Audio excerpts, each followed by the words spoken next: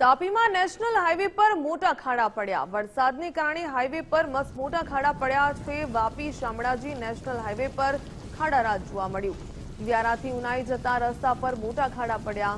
ખાડા એટલા મોટા કે અંદરના સળિયા પણ દેખાવા લાગ્યા। ખાડીઓના જે પ્રકારે કહી શકાય કે ખાડાઓને કારણે રાહદારીઓની મુશ્કેલીઓમાં પણ વધારો થયો। હાલ ખાડા પૂરવાનું કામ ચાલી રહ્યું છે।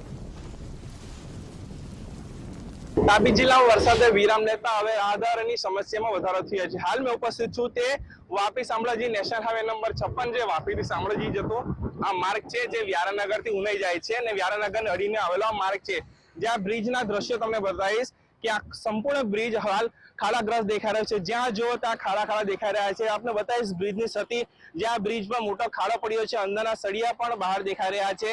આ દ્રશ્ય બતાવીશ કે સામેની સાઈડ પણ આ રીતના મોટા ખાડા છે અને ખાડાઓના કારણે બાઇક અકસ્માતનો બનાવ પણ બન્યા છે। આ જે માર્ગ છે જ્યાંથી તાપી જિલ્લા કલેક્ટર કચેરી જવાય છે, એસપી ડીડીઓ કચેરી જાય છે, જિલ્લાના મુખ્ય મથકની કે જે કચેરીઓ પર જવાય છે, આ જ માર્ગથી અધિકારીઓ પણ પ્રસાર થાય છે। આ જ માર્ગ પર મોટા ખાડાઓના કારણે રાહદારીઓની સમસ્યા વધી છે, અકસ્માતના બનાવ પણ બને છે। હાલ કમરતોડ જેટલા ખાડા દેખાઈ રહ્યા છે। ખાડા એટલી મોટી સાઈઝના છે કે બાઇક જ્યારે પાણી ખાબોચિયું ભરેલું હોય ત્યારે બાઇક ચાલક પણ પોતાનું સ્ટેરિંગ પરથી કાબુ ગુમાવે છે અને પડી જતો હોય છે।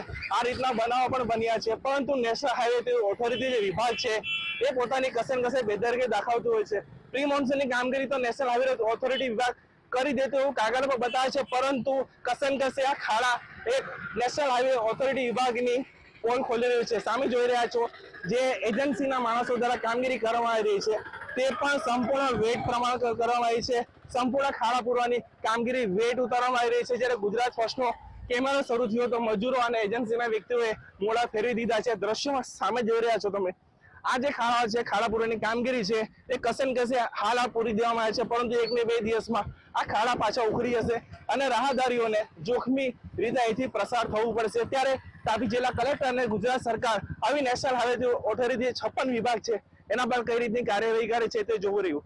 અક્ષય પદાણે, ગુજરાત ફર્સ્ટ, તાપી।